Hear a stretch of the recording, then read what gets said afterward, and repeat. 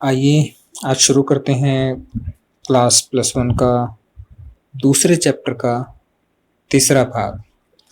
इससे पहले वाले भाग में हमने पढ़ा था प्राथमिक आंकड़ों के संकलन की विधियां।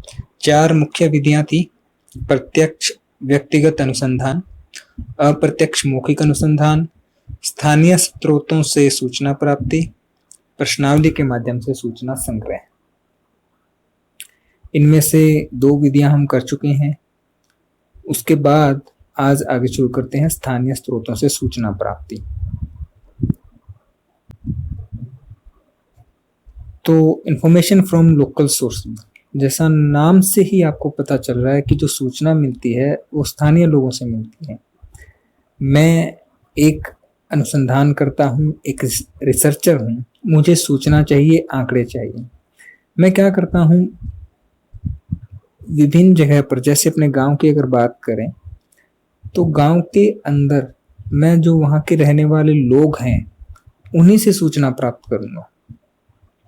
मेरा जो भी उद्देश्य है, जैसे कि मैं जानना चाहता हूं कि जो गांव के बच्चे हैं वो किस समय ज़्यादातर वो उठते किस समय हैं, उनकी दिनचर्या क्या है, क्या वो खेलते भी हैं, क्या वो घूमते हैं, क्या वो मंदिर जाते हैं। तो ऐसी सूचनाएं मान लो मैं जानना चाहता हूं तो मैं क्या करता हूं, गांव के कुछ लोगों को बोल देता हूं कि ऐसी सूचनाएं आप मुझे दीजिए। तो वो ध्यान रखते हैं और मुझे जो भी सूचना चाहिए वो बता देते हैं। तो ऐसी विधि को हम बोलते हैं स्थानीय स्रोतों से सूचना प्राप्ति। इसके अंदर विशेष संवाददाता भी नियुक्त किए जाते हैं या फिर स्थानीय जो व्यक्ति होते हैं रहने वाले, उनसे सूचनाएं ली जाती है। संवाददाता क्या होते हैं, वो स्पेसिफिक पर्सन होते हैं, कुछ विशेष व्यक्ति होते हैं जो कि सूचनाएं प्राप्त कर सकते हैं और दूसरे व्यक्तियों को देते हैं। जैसे कि आपने न्यूज़ में सुना होगा, जब समाचार आते हैं टीवी के ऊपर तो वो बताते हैं कि हमारे विशेष संवाददाता ने बताया, उस संवाददाता ने बताया, नाम लेकर भी बोलते हैं। जो सूचना देते हैं किसी विशेष चैनल को, किसी विशेष व्यक्ति को, उन्हें हम संवाददाता बोलते हैं। तो आइए इसके गुणों अवगुणों आदि की बात करते हैं, आगे बढ़ते हैं। अब इस विधि की उपयुक्तता यानी कि सुटेबिलिटी की बात करते हैं कि कहाँ या किस अनुसंधान के लिए ये विधि उपयुक्त रहेगी।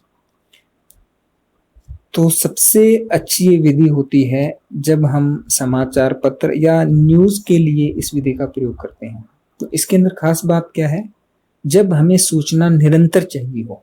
ऐसा नहीं है कि हमने एक बार कर ली, 1 महीने सूचना इकट्ठी की, उसके बाद जरूरत नहीं है। जब हमें हर रोज या लगातार 15 दिन में, 20 दिन में लगातार सूचना चाहिए ही चाहिए, आंकड़े इकट्ठे करने हैं, तब ये विधि बहुत काम आती है। क्यों काम आती है? क्योंकि हमें सूचना किससे मिलती है? स्थानीय लोगों से। जो लोग वहां रहते हैं वो हमेशा वहां रहते हैं, तो हमें जब भी हम मांगेंगे सूचना दी जा सकती है। या फिर जो संवाददाता है उनका ये काम है वहां पर। तो जब आंकड़ों की निरंतर संकलन की आवश्यकता होती है, हमें रेगुलर कलेक्ट करना पड़ता है डेटा, तब हम इस मेथड का यूज करते हैं।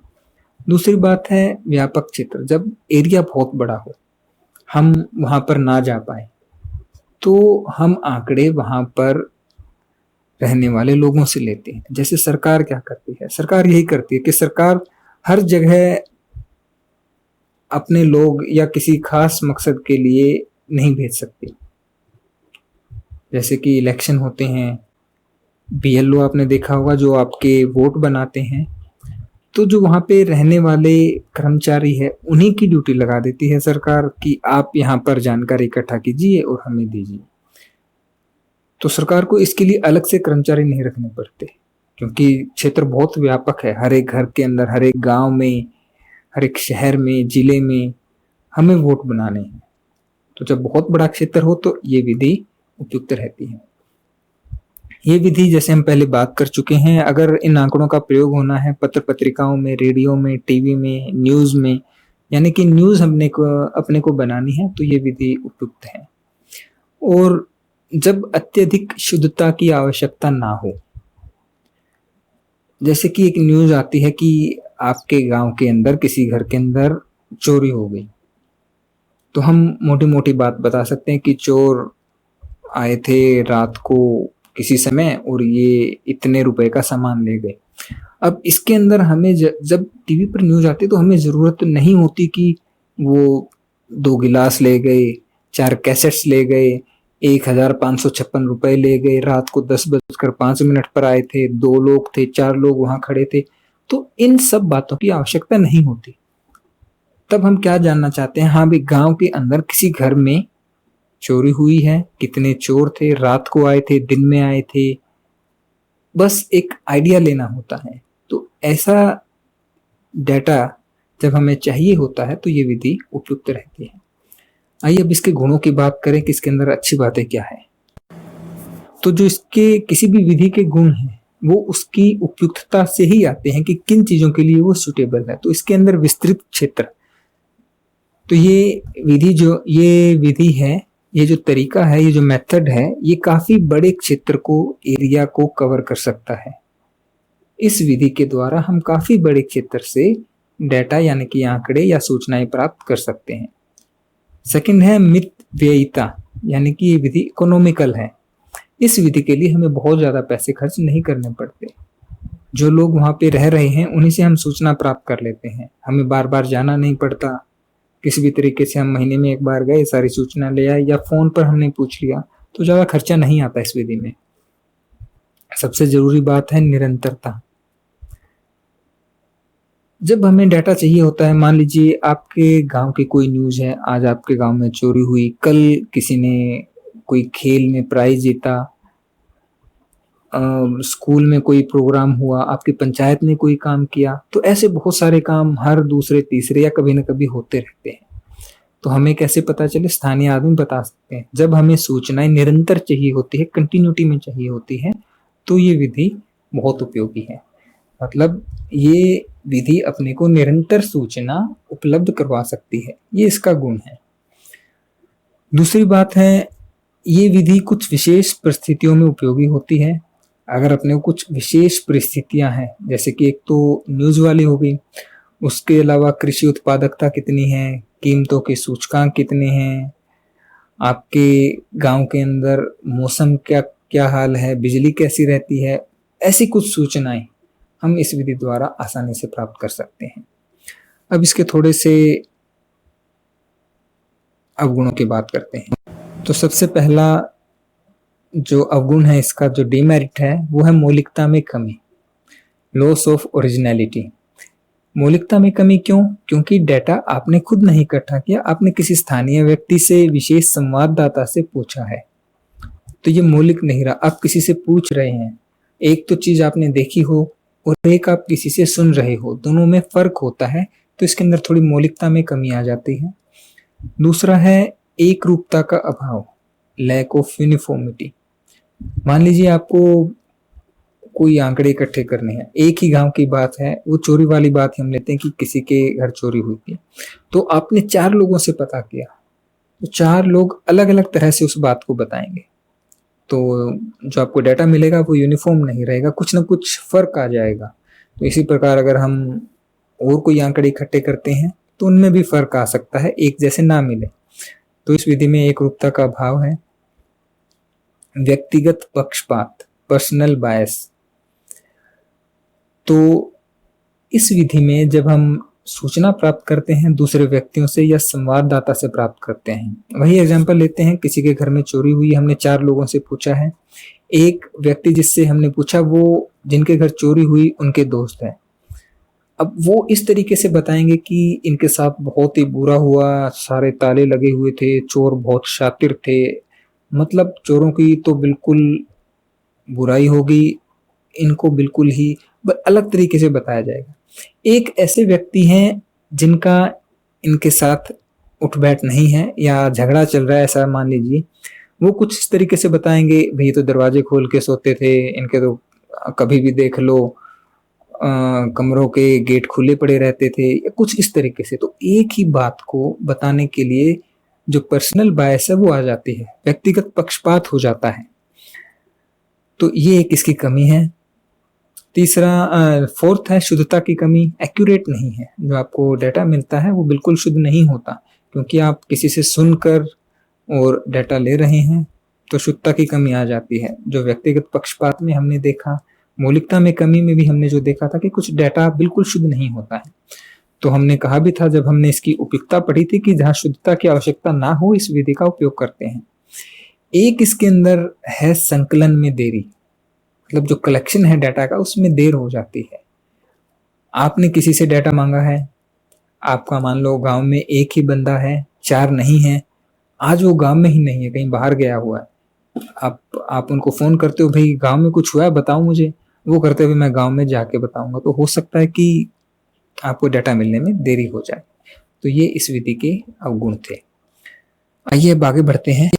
अब बात आती है एक दूसरे तरीके से हम देखते हैं प्राथमिक आंकड़ों के संकलन की कुछ मूलभूत विधियां हैं। जो हमने 4 विधियां देखी वो हमने पढ़ी है, कुछ पढ़ी है।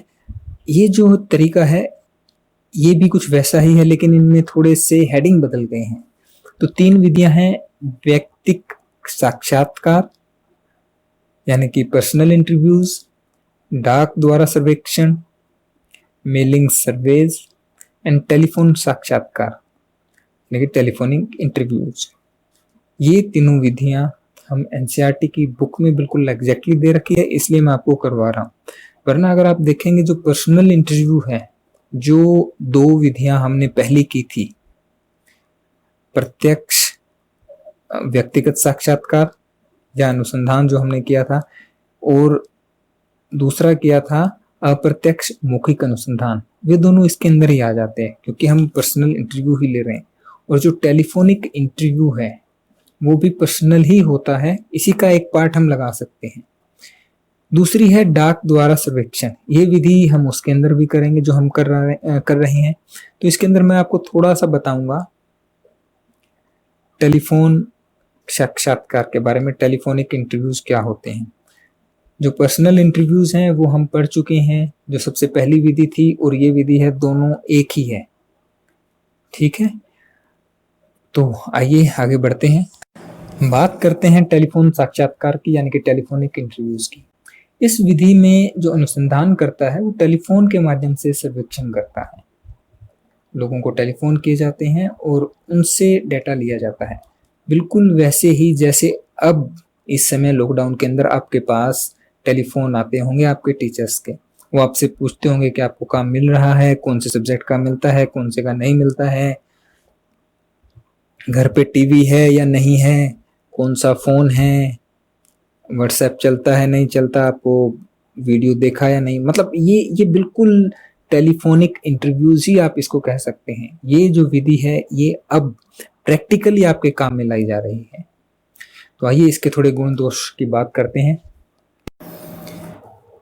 अब इसके गुण हैं विस्तृत क्षेत्र वाइड कवरेज। अब हमें बात करनी है टेलीफोन पे, चाहे कितने किलोमीटर दूर बैठा हो कोई फर्क नहीं पड़ता।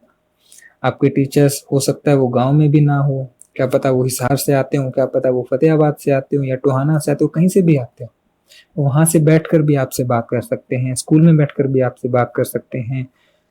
तो दूरी कोई मायने नहीं रखती। तो सबसे अच्छा गुण क्या है, विस्तृत क्षेत्र, बहुत बड़े एरिया के अंदर ये विधि काम में लाई जा सकती है। दूसरी है कम खर्चीली, एक्सपेंसिव नहीं है, हमें केवल फोन ही करना है, जो फोन का खर्चा है वही आता है, ना हमें किसी के घर जाना, ना किसी से जाकर मिलना, तो आने जाने का खर्चा, समय, वो सब बच जाता है, इसके अंदर खर्चा भी कम है। तीसरा है खुलापन यानी कि लेस हेजिटेशन।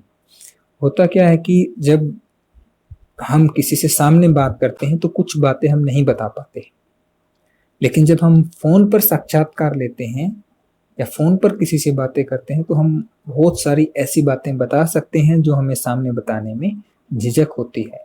तो इस विधि के अंदर एक खुलापन होता है, हेजिटेशन नहीं होती, मतलब झिझक नहीं होती है कोई बात बताने के लिए, हम प्रश्नों के उत्तर खुलकर दे सकते हैं। और एक बात ध्यान रखना, ये विधि अभी आपके टीचर्स यूज करते हैं, केवल उसके लिए भी नहीं है, कई बार हम इंटरव्यूज भी लेते हैं, ठीक है ना। टीवी पे भी आपने अगर कभी देखा हो, हम टेलीफोन पे इंटरव्यूज भी लेते हैं, मैगजीन वाले, समाचार पत्र वाले, ये सब टेलीफोन के ऊपर पूरा इंटरव्यू हो जाता है। तो वहाँ खुलापन आ जाता है कि ऐसी बातें जो हम सामने शायद ना कह पाते फोन पर बता देते हैं।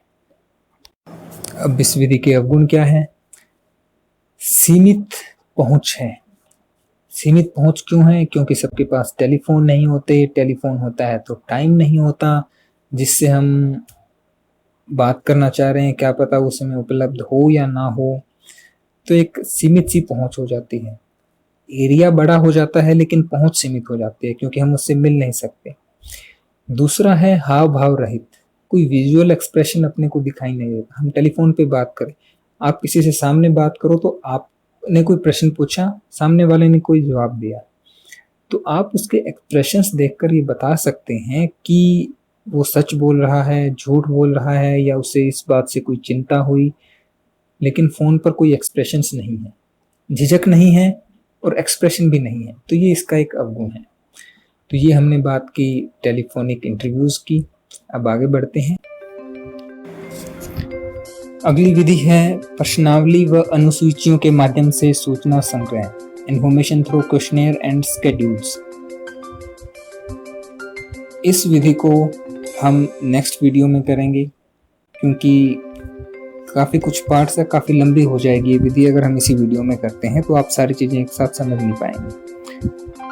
आगे बढ़ने से पहले आप जो पीछे पढ़ा है उसको एक बार रिवाइज कर लीजिए, क्योंकि रिवाइज करने से आप इसको जोड़ पाएंगे। और हमने सामने बैठकर कभी बात नहीं की है इकोनॉमिक्स के बारे में, तो मुझे नहीं पता कि आपको कितना समझ आ रहा है। अगर आप कुछ बदलाव चाहते हैं, कुछ बदलना चाहते हैं इसके अंदर, या कोई सुझाव देना चाहते हैं कि कैसे हम इस एक्सरसाइज को अच्छा बना सकते हैं और अच्छे से मैं आपको पढ़ा पाऊँ, तो आप मुझे बता सकते हैं। जिस नंबर से आपके पास वीडियो आते हैं, जिस नंबर से आपके पास होमवर्क आता है, उस नंबर पर आप मुझे अपने सुझाव दे सकते हैं। आपको कोई कमी लगती है या और बेहतर बनाने के लिए जो भी आप आइडिया देना चाहते हैं, कोई इसमें झिझक की बात नहीं है, कोई शर्म की बात नहीं है, क्योंकि मैं चाहता हूं कि जितना भी हम पढ़ें बहुत अच्छे से पढ़ें। इनको तैयार करने में बहुत मेहनत लगती है, कमी हो सकती है, मैं मानता हूं, कोई पूर्ण नहीं होता है। तो आप अगर बताएंगे तो मैं इसको और अच्छा बना पाऊंगा। तो मिलते हैं अगले वीडियो में। धन्यवाद।